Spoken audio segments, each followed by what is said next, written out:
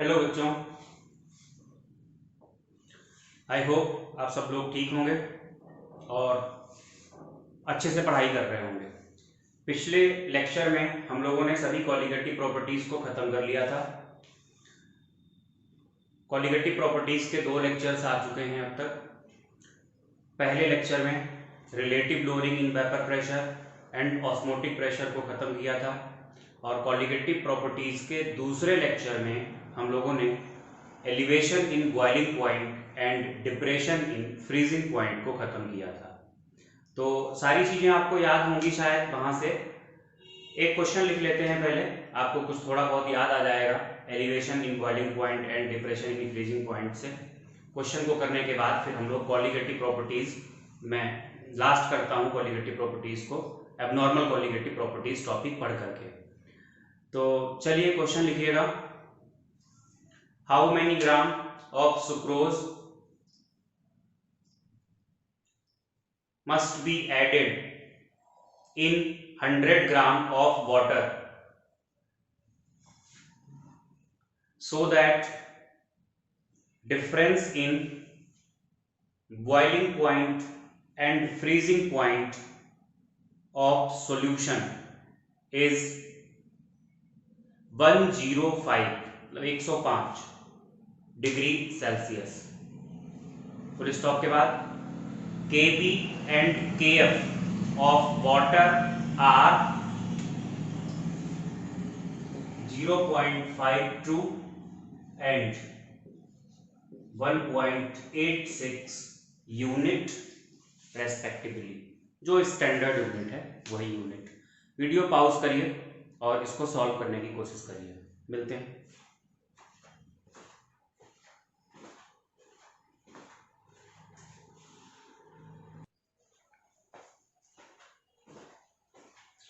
बेटा क्वेश्चन की बात करते हैं। देखो, अगर हम प्योर वाटर लेते हैं तो प्योर वाटर का जो फ्रीजिंग पॉइंट TF नॉट होता है ये होता है 0 डिग्री सेल्सियस, आपको पता है। अच्छा, इसका जो बॉइलिंग पॉइंट होता है वो होता है 100 डिग्री सेल्सियस। तो प्योर वाटर के बॉइलिंग पॉइंट और फ्रीजिंग पॉइंट में जो डिफरेंस आएगा वो 100 डिग्री सेल्सियस का आएगा। अब अगर इसमें हम सुक्रोज डाल देंगे तो सुक्रोज डालने से बॉइलिंग पॉइंट बढ़ जाएगा। मान लेते हैं कि यहां तक बढ़ गया। ये जो इंक्रीमेंट हुआ है इस इंक्रीमेंट को ही हम क्या कहेंगे, डेल्टा TB। यहां तक बॉइलिंग पॉइंट बढ़ जाता है, 100 से ऊपर निकल जाता है, और जो फ्रीजिंग पॉइंट होता है वो घट जाता है, 0 से नीचे आ जाता है। तो जो फ्रीजिंग पॉइंट में डिक्रीमेंट होगा उसे हम क्या कहेंगे, डेल्टा TF। अब आपसे क्वेश्चन में कहा है कि कितना सुक्रोज डालें कि अब सॉल्यूशन का देखो, बॉइलिंग पॉइंट ये वाला है TB और फ्रीजिंग पॉइंट ये वाला है TF, कि TB और TF के बीच में जो टोटल डिफरेंस है वो कितना हो जाए, 105 का हो जाए। तो इस 105 में क्या क्या आ रहा है ध्यान से देखें। इस 105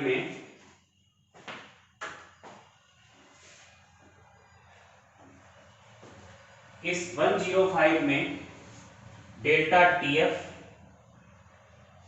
यहां तक, फिर यहां से यहां तक 100, फिर यहां तक क्या आ रहा है, डेल्टा TB, और ये 105 के बराबर है। तो 100 अगर यहां से माइनस करेंगे तो ये 5 बचेगा, जिसमें delta TF plus delta TB ये वैल्यूज हमने पुट कर दी। मोलैलिटी को कॉमन ले लिया, KF प्लस KB हो गया। इसके बाद मोलैलिटी की वैल्यू को जब हमने पुट किया तो मास अपॉन मोलर मास से मोल आ गए नीचे, mass of solvent in KG यानी 100 अपॉन 1000 हो जाएगा। जब हम इसको सॉल्व करेंगे तो W की वैल्यू निकल के आएगी 71.8 ग्राम। होपफुली क्वेश्चन आपको क्लियर हो गया होगा। अच्छा, इसके बाद जब ये चारों कॉलिगेटिव प्रॉपर्टीज को हमने खत्म कर लिया है, अब हम बात करेंगे एबनॉर्मल कॉलिगेटिव प्रॉपर्टी।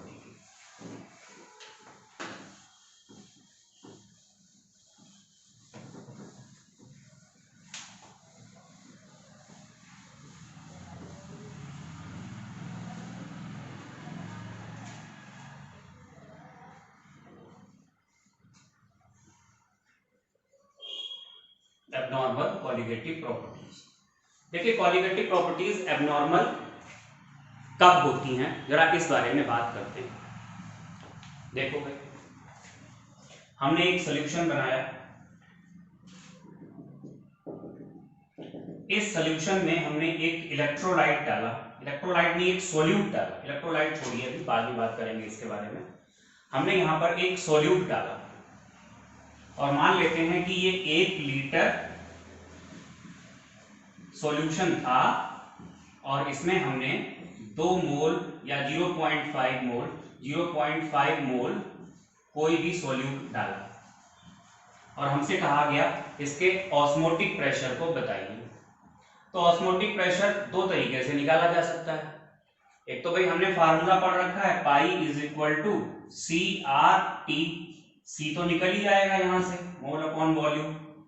R पता होता है, टेम्परेचर हम थर्मामीटर से मेजर कर लेंगे और पाई की वैल्यू निकाल लेंगे, ऑस्मोटिक प्रेशर। इस ऑस्मोटिक प्रेशर को हम कहेंगे calculated value of osmotic pressure या theoretical value of osmotic pressure.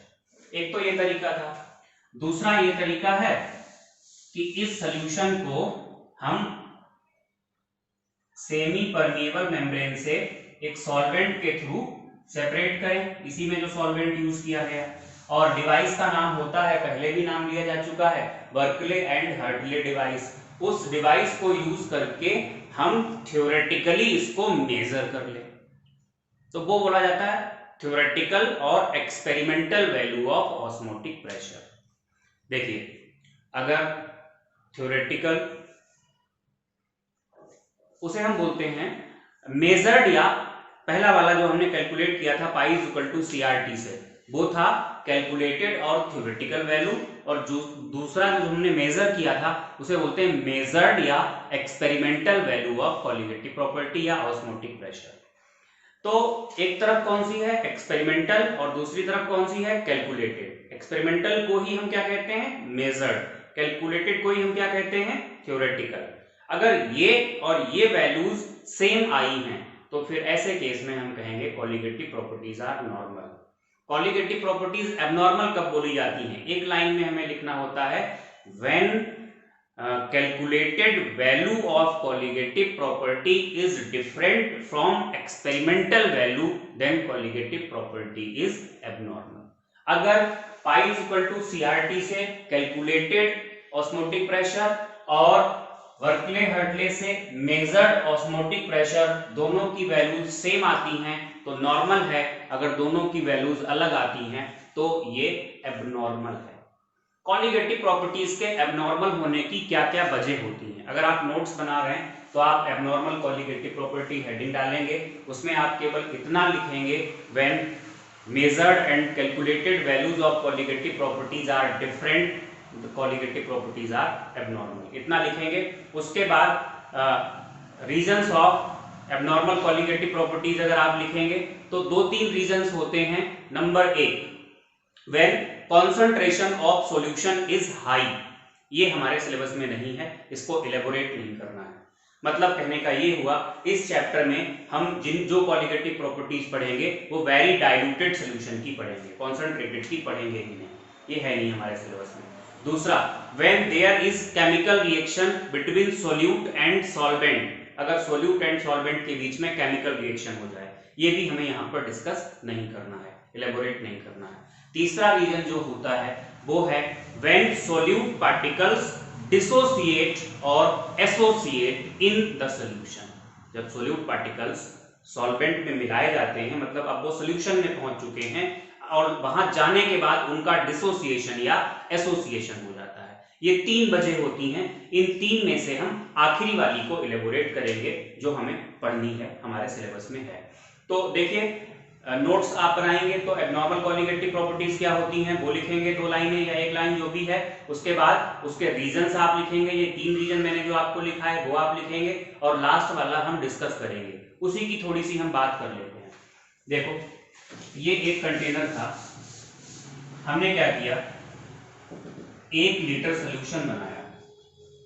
1 litre solution बनाने के बाद उसमें हमने सोल्यूट जो डाला NaCl ले लिया, ये पहली बार हमने ग्लूकोज लिया, ग्लूकोज लिया, ग्लूकोज का 1 मोल लिया, ग्लूकोज का 1 मोल लिया तो कंसंट्रेशन कितनी निकल के आएगी? कंसंट्रेशन होती है mole upon volume in litre. तो कंसंट्रेशन C की वैल्यू 1 निकल के आई, पाई इज इक्वल टू आपने CRT लगाया, C की वैल्यू 1 रखी तो जो पाई की वैल्यू आएगी निकल के यहाँ पर RT के बराबर आ जाएगी। RT की जो भी वैल्यू होगी पुट कर देंगे, वो हमें कैलकुलेटेड ऑस्मोटिक प्रेशर मिल जाएगा। और ध्यान दें इस केस में बर्कले हर्टले से जो हम मेजर करते हैं ऑस्मोटिक प्रेशर वो भी इसी के बराबर होता है, मतलब ग्लूकोज वाले केस में एब्नॉर्मेलिटी नहीं आती है। लेकिन हम क्या करें, अगर हम यहाँ पर फिर से वही काम किया, हमने 1 लीटर सोल्यूशन बनाया और इस बारी हमने यहाँ पर 1 मोल ग्लूकोज के बजाय 1 मोल NaCl ले लिया, तो अब मोलैरिटी अगर आप निकालोगे C इज इक्वल टू क्या होगा? मोल अपॉन वॉल्यूम, यानी C कितना आएगा? 1 आएगा। पाई निकालोगे तो कितना आएगा निकल के? RT। ये पाई है कौन सा? ये पाई है थ्योरेटिकल, ये पाई की वैल्यू जो है वो कौन सी है? थ्योरेटिकल है। और जब हम बर्कले हर्टले मेथड से यहाँ का ऑस्मोटिक प्रेशर मेजर करते हैं तो ऑस्मोटिक प्रेशर की जो मेजर्ड वैल्यू होती है वो 2RT के बराबर आती है। यहाँ डिफरेंस है दोनों में, थ्योरेटिकल वैल्यू और मेजर्ड वैल्यूज में डिफरेंस है, तो यहाँ पर कॉलिगेटिव प्रॉपर्टीज एब्नॉर्मल है। क्या वजह है? यहाँ पर वजह है ग्लूकोज को जब पानी में ऐड किया था तो ग्लूकोज का जो मॉलिक्यूल होता है C6H12O6, मतलब ये एक मॉलिक्यूल था, बाहर भी ऐसा ही था और पानी में जाने के बाद भी ग्लूकोज का मॉलिक्यूल ऐसे ही रहता है, ना तो ये टूटता है, एक पार्टिकल ज्यादा पार्टिकल्स में ना डिसोसिएट होता है, ना ही ज्यादा पार्टिकल्स मिल करके एक पार्टिकल बनाते हैं। तो जितने पार्टिकल्स आपने डाले थे, जो कंसंट्रेशन आपने ली थी, उतने पार्टिकल्स ने यहाँ पर जाकर के परफॉर्मेंस दी। परफॉर्मेंस दी मतलब जो आपने मेजर किया वो परफॉर्मेंस से मेजर किया, और जो कैलकुलेट किया वो जितने डाले थे उससे आपने कैलकुलेट किया।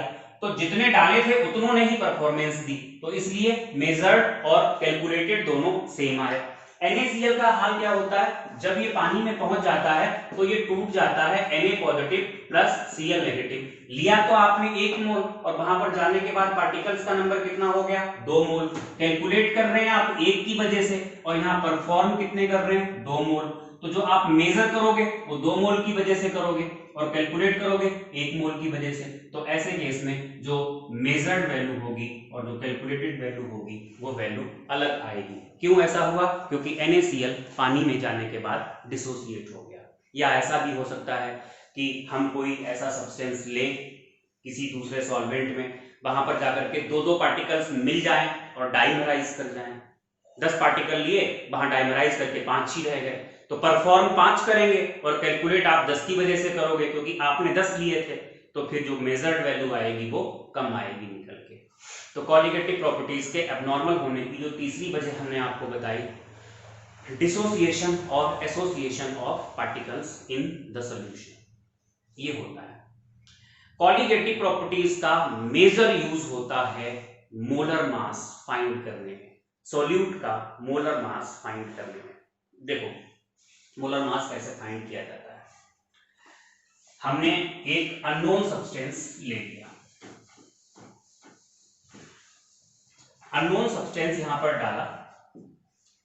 अननोन इसलिए कह रहे हैं क्योंकि हमें इसका मोलर मास नहीं पता है, हमें इसका मोलर मास निकालना है।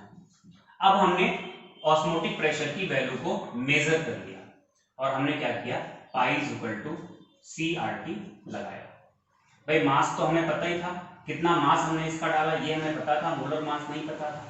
पाई हमने क्या किया? मेजर कर लिया, तो पाई पता लग गया, R हमें पता है, T हमें पता है। C में हम क्या रखेंगे?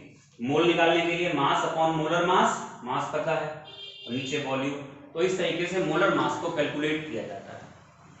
अगर ये सब्सटेंस यहां जाने के बाद ना तो डिसोसिएट हुआ ना ही एसोसिएट हुआ, तो जो मोलर मास कैलकुलेट करोगे वो वही होगा जो एक्चुअल मोलर मास था सब्सटेंस का। लेकिन मान लो अगर इसका डिसोसिएशन हो गया, यहां जाने के बाद डिसोसिएशन हो गया तो पार्टिकल्स का नंबर बढ़ चुका होगा। पार्टिकल्स का नंबर बढ़ने की वजह से पार्टिकल्स का जो मोलर मास हो चुका होगा वो कम हो चुका होगा, तो यहाँ जो मोलर मास निकल के आएगा वो कम आएगा, जो एक्चुअल नहीं होगा। और अगर इसका एसोसिएशन हो गया तो पार्टिकल का मोलर मास यहां जाके बढ़ चुका होगा, तो जो एक्सपेरिमेंटली निकल के आएगा वो क्या होगा, ज्यादा निकल के आएगा। तो एक्सपेरिमेंटली जो मोलर मास निकालते हैं, अगर डिसोसिएशन या एसोसिएशन हो रहा है तो जो एक्सपेरिमेंटल मोलर मास होता है वो एबनॉर्मल होता है, और एक्चुअल तो एक्चुअल ही होगा। बात करें अगर हम कॉलीगेटिव प्रॉपर्टी में, नॉर्मल कौन सी है, एबनॉर्मल कौन सी है, सही वैल्यू कौन सी है और गलत वैल्यू कौन सी है।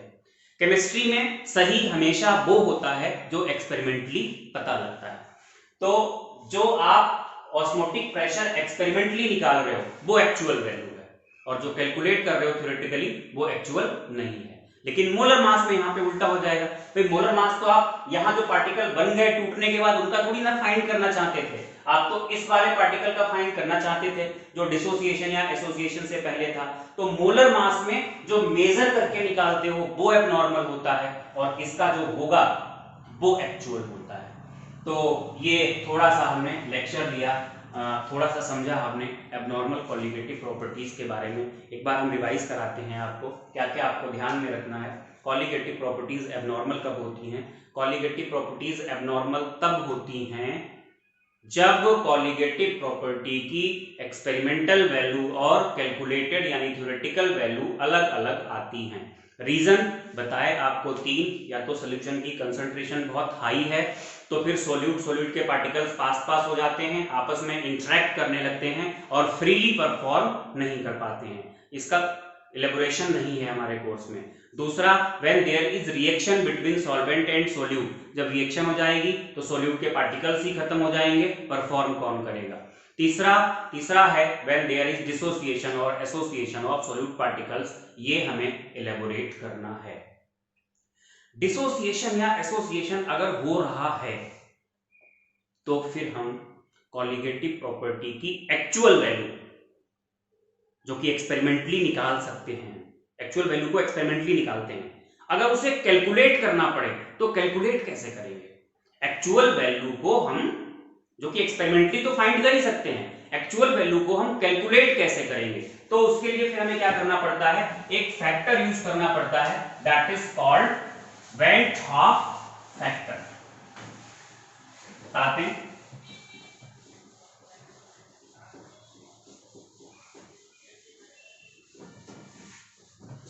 देखिए अगर पाई निकालना है तो पाई इज इक्वल टू आएगा ICRT।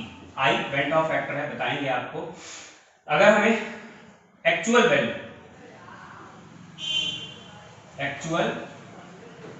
Values of colligative properties are, अगर ऐसे केस में हमें निकालनी पड़े तो कैसे निकालेंगे? ऑस्मोटिक प्रेशर निकालना है अगर एक्चुअल वैल्यू जो कि मेजर्ड के बराबर हो जाए, कैलकुलेट करके अगर निकालना है तो pi is equal to ICRT हो जाएगा, delta TB is equal to I KB into M हो जाएगा, delta TF is equal to I KF into M हो जाएगा, और क्या पढ़ा था, P not minus P upon P not is equal to, कई लोग क्या करते हैं I इंटू X भी कर देते हैं, ये गलत है, ऐसा नहीं है।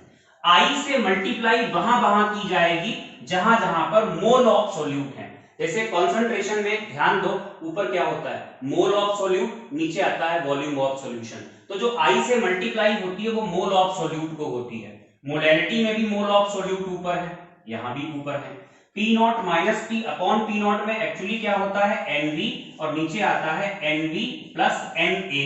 तो I से जो मल्टीप्लाई होगी वो यहां भी होगी और यहां भी होगी, जहां पे मोल ऑफ सोल्यूट है। तो ये इस तरीके से हम actual value of colligative property can be calculated theoretically by applying these formulas. Measure तो कर ही सकते हैं उसे हम एक्सपेरिमेंटली। अच्छा, ये I है क्या? I के लिए हम कहते हैं number of particles after dissociation या एसोसिएशन। अगर डिसोसिएशन या एसोसिएशन हो रहा है तो उसके बाद कितने हो जाएंगे, upon number of particles before dissociation या एसोसिएशन। आई निकालने का एक और फार्मूला जो बन जाएगा, ये होगा एक्सपेरिमेंटल एक्सपेरिमेंटल को ही हम क्या कहते हैं, measured value of colligative property और अपॉन थ्योरेटिकल वैल्यू, थ्योरेटिकल को हम लोग कैलकुलेटेड भी कहते हैं, वैल्यू ऑफ कॉलिगेटिव प्रॉपर्टी। या आई का एक और फार्मूला है, आई यहां आएगा नॉर्मल मोलर मास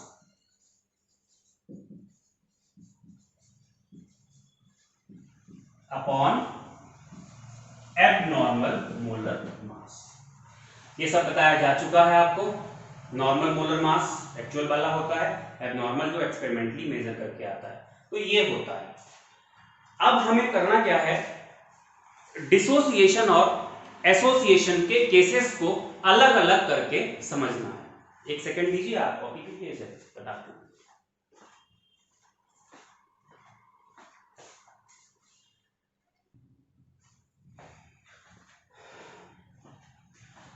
हाँ बेटा लोग, तो आपको बताया था कि कॉलिगेटिव प्रॉपर्टीज एबनॉर्मल होती हैं डिसोसिएशन या एसोसिएशन से। डिसोसिएशन के केस को हमें इलेबोरेट करना है। थोड़ा यहां पर आते हैं, इधर देखते हैं, डेरिवेशन सब बाद में देखेंगे। अगर डिसोसिएशन हो रहा है, सपोज दैट आपने NaCl डाला, तो NaCl जब टूटता है तो कितने पार्टिकल्स में टूटता है, 2 में टूटता है। तो इसके लिए n, स्मॉल n एक वैल्यू आएगी जिसको हम कहेंगे 2। जब एक पार्टिकल डिसोसिएट हो तो कितने पार्टिकल्स में डिसोसिएट होता है, that number is called n। अगर हम इस जगह पे कुछ और ले लें, जैसे मान लीजिए हमने लिया MgNO3 अगर ये टूटेगा तो एक तो मैग्नीशियम आएगा और 2 नाइट्रेट आयन आएंगे, तो यहां पे n कितना माना जाएगा, 3। This is n। तो ये n क्लियर हो गया होगा आपको। अब समझिए, NaCl हमने यहां पर डाला, NaCl का हुआ होगा डिसोसिएशन। जब डिसोसिएशन हो जाता है तो डिसोसिएशन में I की वैल्यू जो होती है वो हमेशा 1 से ज्यादा होती है। क्यों? I is equal to number of particles after dissociation upon number of particles before dissociation. और अगर डिसोसिएशन हो रहा है तो number of particles after dissociation कैसे होंगे, ज्यादा। तो I की वैल्यू क्या आएगी, 1 से ज्यादा आएगी। ठीक है, तो देखो यहां पर हमने क्या लिखा, when there is dissociation I हमेशा ज्यादा होगा 1 से। दूसरी बात हमने लिखी है I n के बराबर हो जाएगा। जैसे NaCl के लिए n 2 है तो I की वैल्यू NaCl के लिए 2 होगी, क्योंकि एक पार्टिकल बिफोर डिसोसिएशन 1 था, आफ्टर डिसोसिएशन कितने हो गए, 2। आफ्टर ऊपर रखना होता है, बिफोर नीचे। लेकिन ये तभी होगा, I की वैल्यू n के बराबर तभी होगी जब इलेक्ट्रोलाइट स्ट्रॉन्ग होगा, 100% डिसोसिएशन हो जाएगा। जैसे हमने NaCl के 10 पार्टिकल लिए तो बिफोर कितने हो गए पार्टिकल, 10, और 10 के 10 टूट गए 2-2 में, तो आफ्टर कितने हो जाएंगे, 20। I निकालोगे आफ्टर अपॉन बिफोर, 20 अपॉन 10 कितना आएगा निकल के, 2। तो I की वैल्यू n के बराबर ही होनी है अगर इलेक्ट्रोलाइट कैसा है, स्ट्रॉन्ग। बहुत सारे स्ट्रॉन्ग एसिड्स हैं, स्ट्रॉन्ग बेसेस हैं, और सॉल्ट्स तो ऑलमोस्ट सारे स्ट्रॉन्ग होते ही हैं। तो हमने लिखा है I की वैल्यू n के बराबर होगी when there is complete dissociation, मतलब स्ट्रॉन्ग इलेक्ट्रोलाइट होगा। अच्छा, बहुत से इलेक्ट्रोलाइट्स ऐसे होते हैं जो वीक होते हैं। एग्जांपल लेते हैं, मान लो हमने एसिटिक एसिड लिया CH3COOH, इसको लिया शुरुआत में हमने इसके 10 पार्टिकल लिए। ये बात आपको पता होगी कि एसिटिक एसिड एक वीक इलेक्ट्रोलाइट होता है, उसका 100% डिसोसिएशन नहीं होता है। 10 को हमने लिख दिया 4 + 6, 4 वो पार्टिकल थे जो टूट गए। अगर देखो n यहां भी 2 ही होगा, n 2 क्यों होगा, NaCl का भी n 2 और एसिटिक एसिड का भी n 2, एसिटिक एसिड का भी n 2 इसलिए है अगर ये टूटेगा पार्टिकल तो CH3COO negative plus H positive, 2 में ही टूटेगा, तो n यहां भी 2 ही है। हमने 10 को 4 + 6 लिखा, 4 पार्टिकल्स वो थे जो डिसोसिएट हो गए, अगर डिसोसिएट हो गए होंगे तो 4 में कितने बना दिए होंगे 8, और ये 6 पार्टिकल्स ऐसे के ऐसे ही रहे, ये डिसोसिएट हुए ही नहीं। भाई वीक इलेक्ट्रोलाइट का मतलब यही होता है, पार्शियल डिसोसिएशन होता है वहां पे, कुछ टूटते हैं कुछ नहीं टूटते हैं। तो 4 टूट गए, उन्होंने तो 8 बना लिए और 6 ऐसे ही रहे। तो बिफोर डिसोसिएशन कितने थे 10 और आफ्टर कितने हो गए 14। तो यहाँ पे जब आप आई निकालोगे तो कितना आएगा 14/10 यानी कितना होगा 1.4। तो आई की वैल्यू है तो 1 से ज्यादा, लेकिन n से कैसी है कम। आई 1 से ज्यादा बट n से come when dissociation is partial, यानी इलेक्ट्रोलाइट कैसा होगा वीक। आई की एग्जैक्ट वैल्यू कितनी होगी, अभी तो हमने ये लिख दिया कि n से कम 1 से ज्यादा, एग्जैक्टली कितनी होगी ये हम तभी पता कर सकते हैं जब हमें ये बात पता हो कि कितने % डिसोसिएशन हुआ है, यानी डिग्री ऑफ डिसोसिएशन क्या है। कितने % डिसोसिएशन हुआ है का मतलब ये होता है कि 100 में से कितने टूटे हैं, और डिग्री ऑफ डिसोसिएशन का मतलब होता है कि 1 में से कितना टूटा है। डिग्री ऑफ डिसोसिएशन को अल्फा से दिखाते हैं, और डिग्री ऑफ डिसोसिएशन होता क्या है समझ लो आप, it is fraction of single molecule which is dissociated. जैसे अगर हमें यहाँ पे डिग्री ऑफ डिसोसिएशन बतानी पड़ती तो 10 में से कितने टूटे थे 4, 10 में से कितने टूटे 4, 1 में से कितना टूटेगा 4/10, यानी इसका डिग्री ऑफ डिसोसिएशन 0.4 होगा। कभी भी 1 से ऊपर नहीं हो सकता degree of dissociation. Degree of dissociation 1 तब होगा जब 100% डिसोसिएशन होगा। वीक इलेक्ट्रोलाइट के लिए डिग्री ऑफ डिसोसिएशन की वैल्यू हमेशा 1 से कम होती है। तो फिलहाल बात चल रही थी व्हेन देयर इज डिसोसिएशन, आई की वैल्यू 1 से ज्यादा, आई n के बराबर अगर 100% डिसोसिएशन, आई 1 से ज्यादा लेकिन n से कम अगर पार्शियल डिसोसिएशन। लिखा है in this case degree of dissociation alpha की जरूरत पड़ेगी to find actual value of i. देखो हमने यहां पर समझाया है आपको कैसे, एक सब्सटेंस ए था, वीक इलेक्ट्रोलाइट लिया है, जब ये टूटता है तो n पार्टिकल्स में टूटता है, तो हमने Nb बना दिए, मतलब एक पार्टिकल अगर इसका जाएगा डिसअपीयर होगा तो यहाँ कितने बनेंगे n। बिफोर डिसोसिएशन हमने मान लिया इसका एक पार्टिकल था, इसके कितने रहे होंगे ऑफ कोर्स 0 रहे होंगे।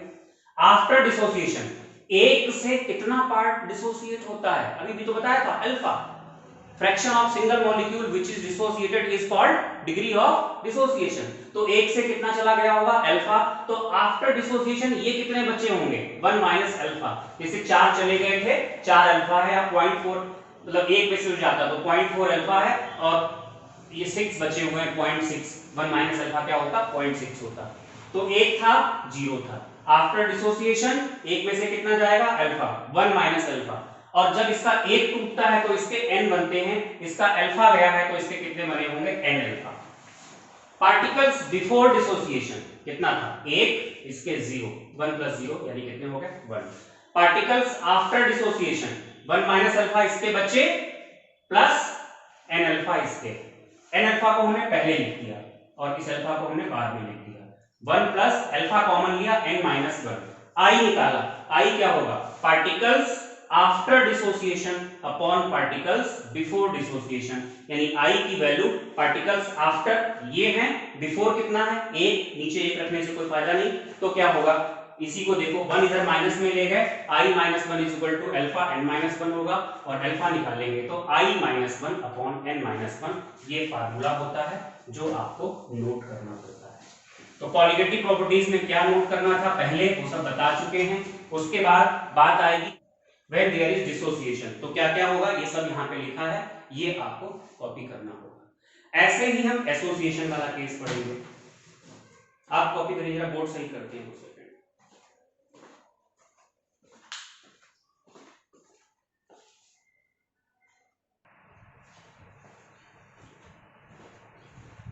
देखिए बच्चों, अगर एसोसिएशन होता है तो क्या होगा, पहले थोड़ा समझते हैं यहाँ पे। जैसे मान लीजिए ये पार्टिकल्स हमने कुछ डाले 2 3 4 5 6 डाले, और यहाँ पर डाइमर बन रहा था। डाइमर का मतलब होता है कि दो पार्टिकल्स मिल करके एक पार्टिकल बना रहे थे, तो अगर डाइमर बन रहा था तो हम n यहाँ पर मानेंगे 2। जैसे जब डिसोसिएशन हो रहा था तो n क्या था एक पार्टिकल जितने पार्टिकल्स में टूटेगा। और अगर एसोसिएशन हो रहा है तो n क्या होगा, जितने पार्टिकल्स मिल करके एक पार्टिकल बनाते हैं। अगर ट्राइमर बन रहा है, ट्राई का मतलब 3 मिलके, मर का मतलब यूनिट, एक यूनिट बना रहे हैं, तो वहां पर n 3 होगा। टेट्रामर में n 4 होगा। आपके यहाँ क्वेश्चन डाइमर से ही आते हैं। तो देखिएगा, जब n 2 है मतलब डाइमर बन रहा है, तो एक पार्ट जाने के बाद, अभी तो कितने थे, अभी जो नंबर ऑफ पार्टिकल्स था, पार्टिकल्स का नंबर था 6, ये बिफोर की बात है। बिफोर, आफ्टर की बात क्या हो जाएगी, 2 ये और 2 ये मिल करके टोटल पार्टिकल कितने बन जाएंगे, 1 2 3, तो ये 3 हो जाएगा। तो आई की वैल्यू क्या आती है, आफ्टर अपॉन क्या आती है, बिफोर। तो ये देखो बिफोर 6 थे, तो कितनी वैल्यू आएगी, 1/2। अगर एसोसिएशन हो रहा है तो ये तो पक्का है कि आई की वैल्यू 1 से कम आएगी, क्योंकि एसोसिएशन में number of particles after association कम होगा बिफोर से। तो देखो लिखा है when there is association i की वैल्यू 1 से कम होगी। आई की वैल्यू 1/n होगी व्हेन 100% एसोसिएशन, मतलब 6 पार्टिकल थे, सारे के सारे एसोसिएट कर गए, तो बना क्या रहे थे, डाइमर, मतलब n 2 था, तो i की वैल्यू कितनी होगी, 1/2। i की देखो निकल के 1/2, तो i की वैल्यू 1/n होगी जब 100% एसोसिएशन। और अगर एसोसिएशन पार्शियल हो रहा है तो i की वैल्यू 1 से तो कम होगी, लेकिन 1/n से ज्यादा होगी पार्शियल एसोसिएशन में। फिर से वही बात आएगी, डिग्री ऑफ एसोसिएशन अल्फा की जरूरत पड़ेगी to find exact value of i. हमने डिग्री ऑफ एसोसिएशन को अल्फा माना है। देखो डिग्री ऑफ एसोसिएशन है या डिग्री ऑफ डिसोसिएशन है, वो एक मॉलिक्यूल से डिफाइन होती है। डिग्री ऑफ एसोसिएशन का मतलब होगा fraction of single molecule which is associated या which takes part in association. तो देखो जब n पार्टिकल a के मिलते थे तो एक पार्टिकल यहां बनता था आफ्टर एसोसिएशन। जब n जा रहे थे तो कितना बन रहा था, 1। ये तो एक आइडियल कंडीशन बता दी, ऐसा होता है। बिफोर हमने अगर इसका एक पार्टिकल लिया, इसका 0 होगा। आफ्टर एक में से कितना चला जाता है, अल्फा, तो यहां कितना बनेगा, अल्फा/n। कैसे निकाला ये देखो, जब a के n जाते हैं तो कितना बनता है इसका, इसे अगर हम b कर लें तो आपको ज्यादा समझ में आएगा। जब a के n जाते हैं तो कितना बनता है, यहां 1 जाएगा तो कितना बनेगा, 1/n। अल्फा गया तो कितना बनेगा, अल्फा/n। तो ऐसे आया ये अल्फा/n।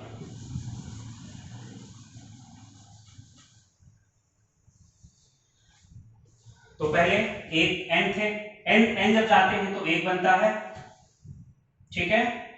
1 था, 0, अल्फा चला गया तो 1 माइनस अल्फा बचा, यहां कितना बना, अल्फा/n। फिर से वही कहानी शुरू होगी, पार्टिकल्स बिफोर एसोसिएशन 1 माना जाएगा क्योंकि एक पार्टिकल a का लिया था, b नहीं थे।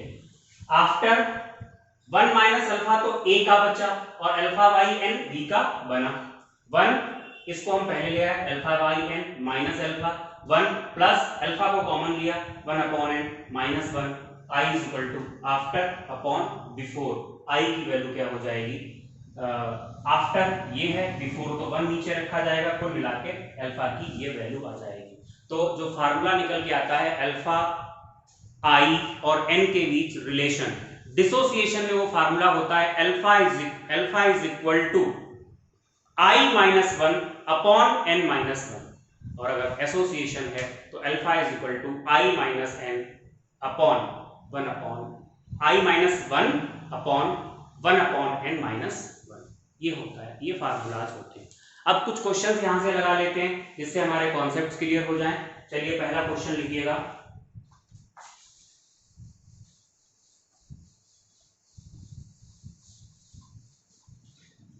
there are 4 solutions having equal molality। 4 solutions दिए गए। पहला है 0.1 molal glucose, second 0.1 molar NaCl, third 0.1 molar molar ले लेते हैं CH3COOH। क्वेश्चन का पहला पार्ट है arrange in increasing order of boiling, arrange in increasing order of colligative property. ये जो तीन सॉल्यूशंस हैं, चार नहीं तीन कर लीजिएगा, arrange in increasing order of colligative property. Question का दूसरा पार्ट है arrange in increasing order of boiling point. तीसरा पार्ट है, यहां पे क्या बताना था, कॉलिगेटिव प्रॉपर्टी, यहां पे आपको बताना है बॉइलिंग पॉइंट। नेक्स्ट है arrange in increasing order of depression in freezing point. और चौथा पार्ट है arrange in increasing order of freezing point. यहां आपको क्या बताना है, TF। आप सॉल्व करिए, वीडियो पॉज करते हैं, फिर बात करते हैं।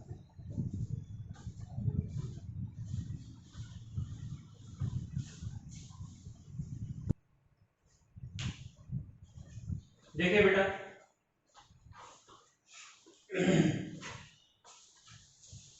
क्वेश्चन आपको तीन सॉल्यूशंस दिए गए थे, क्वेश्चन में लिखे हुए हैं तीन solutions, 0.1 molar glucose, 0.1 molar NaCl और 0.1 मोलर एसिटिक एसिड, और तीनों के बारे में कॉलिगेटिव प्रॉपर्टीज की इंफॉर्मेशन आपसे मांगी है। भाई मोलैरिटी सेम है, मोलैरिटी सेम है तो कॉलिगेटिव प्रॉपर्टी भाई आपको बताया गया था नंबर ऑफ पार्टिकल्स पे डिपेंड करती है। तो जो actual value of colligative property होगी, actual value of colligative property में अब I का भी यूज होता है। जैसे मान लो अगर हम C की वैल्यू ही मान लें, कंसंट्रेशन C, तो केवल C पे डिपेंड नहीं करेगा, पाई जो होता है CRT होता है, अब साथ में हमें क्या लाना पड़ेगा, I भी लाना पड़ेगा। अगर हर जगह RT तो सेम है ही है, अगर हर जगह C भी सेम है, यहाँ पर सेम है मोलैरिटी, तो फिर उस केस में हम पाई उसका ज्यादा मानेंगे जिसके केस में I की वैल्यू कैसी होगी, ज्यादा होगी। अब जरा ध्यान दीजिएगा, I की वैल्यू कितनी रहेगी, ग्लूकोज में I की वैल्यू 1 ही रहती है, मतलब ना तो ये डिसोसिएट होता है ना ही ये एसोसिएट होता है। अच्छा, NaCl के लिए जो I की वैल्यू होगी वो 2 होगी, क्योंकि ये 100% डिसोसिएट हो जाता है, और यहां पर जो I की वैल्यू होगी वो 2 तो नहीं हो पाएगी, 2 से कम होगी, लेकिन 1 से ज्यादा होगी। उसकी वजह यह है क्योंकि ये वीक इलेक्ट्रोलाइट है, इसका डिसोसिएशन 100% नहीं होगा। और कॉलिगेटिव प्रॉपर्टी उसकी ज्यादा होती है जिसमें नंबर ऑफ पार्टिकल्स ज्यादा होते हैं। तो नंबर ऑफ पार्टिकल्स अब सबसे ज्यादा कहां पे बने, सेकेंड में। तो कॉलिगेटिव प्रॉपर्टी इंक्रीजिंग में अरेंज करना है तो सेकेंड वाले केस में कॉलिगेटिव प्रॉपर्टी सबसे ज्यादा होगी, फिर आएगा थर्ड का नंबर, फिर आएगा फर्स्ट का नंबर। अच्छा, फिर आपसे पूछा है TB फ्रीजिंग पॉइंट। ध्यान दें, TB निकलता कैसे है, TB होता है TB not plus delta TB। अब ये तो कांस्टेंट है क्योंकि पानी है, एक्वस सॉल्यूशन है, सॉल्वेंट, तो ये कांस्टेंट है, तो TB उसका ज्यादा होगा जिसका डेल्टा TB ज्यादा होगा, उसका TB भी कैसा होगा, ज्यादा होगा। और डेल्टा TB एक कॉलिगेटिव प्रॉपर्टी है, और कॉलिगेटिव प्रॉपर्टी उसकी ज्यादा होगी जिसके केस में नंबर ऑफ पार्टिकल्स ज्यादा होगा। तो इसको हम दो पार्ट में डिवाइड करके लिख देते हैं क्वेश्चन को।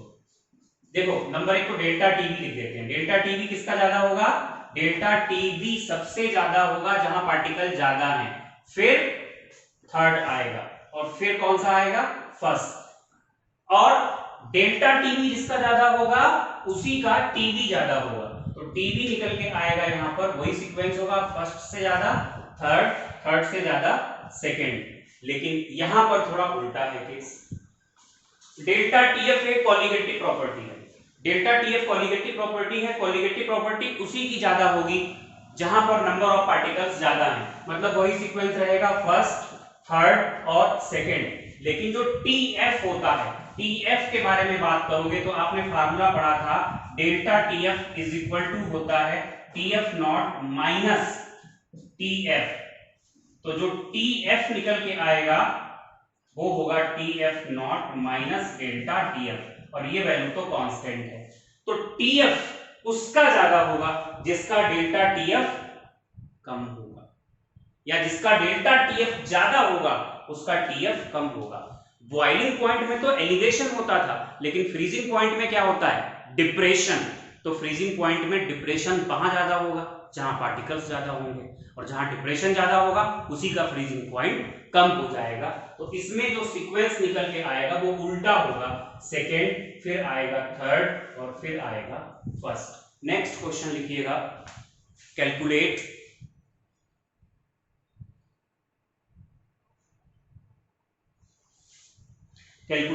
the boiling point of 1 molar capital M, 1 molar aqueous solution of, calculate the boiling point of 1 molar aqueous solution of KCl.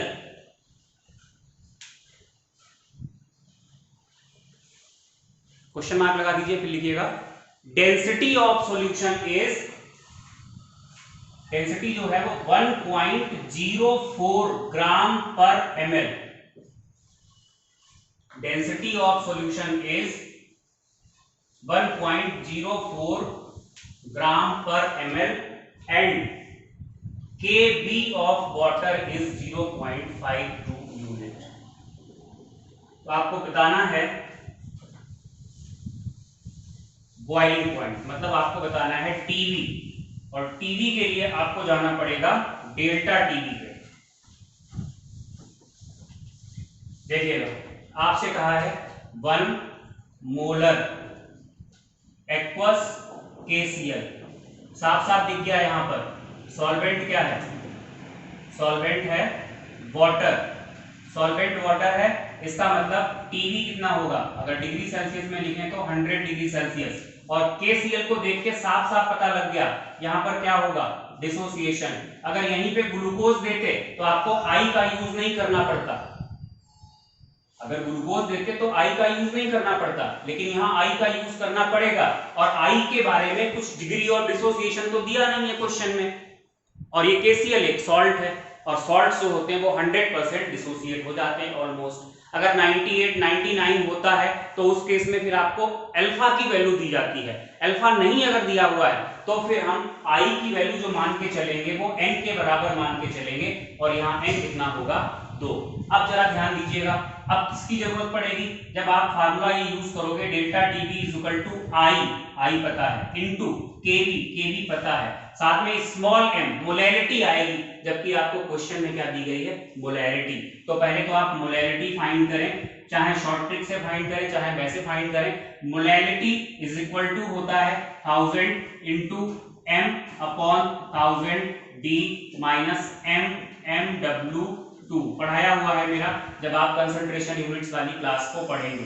तो यहां से 1000, ये 1 हो गई, नीचे आएगा 1000 इंटू 1.04 माइनस m मतलब मोलैरिटी 1 है, मॉलिक्यूलर वेट KCl का निकालना है, K का 39, ये 35.5 हो गया, यानी ये 3 3 6 और एक साथ 74.5 बनेगा जाकर के, ये वैल्यू आप रखेंगे 74.5। इस तरीके से आप यहां से क्या फाइंड कर लेंगे? m, ये m निकल गया, स्मॉल m। अब आप क्या करेंगे? Now delta TV is equal to I into KV into m, आप I की वैल्यू दो, ये 0.52, और m आपने जो भी यहां से फाइंड किया होगा वो वैल्यू आप रखेंगे। ये निकल गया इस तरीके से यहाँ पर डेल्टा टीवी। डेल्टा टीवी निकलने के बाद आपको निकालना है TV, TV is equal to हो जाएगा delta TV not minus delta TV is equal to ये 100, और डेल्टा टीवी की वैल्यू जो भी आपने निकाली है वो आप यहाँ पर रख देंगे, तो ये आपको आंसर मिल जाएगा। ये लेक्चर रिकॉर्ड किया है मैंने, पूरा तबियत ठीक नहीं है उसमें रिकॉर्ड किया है, तो थोड़ी एनर्जी कम है, एनर्जी लेवल कम है, उतना ज़्यादा कॉन्शियसनेस नहीं है। तो ये एबनॉर्मल कॉन्जुगेटिव प्रॉपर्टीज हमने खत्म की हैं। बहुत जरूरी है कि आप इसके क्वेश्चंस प्रैक्टिस करें।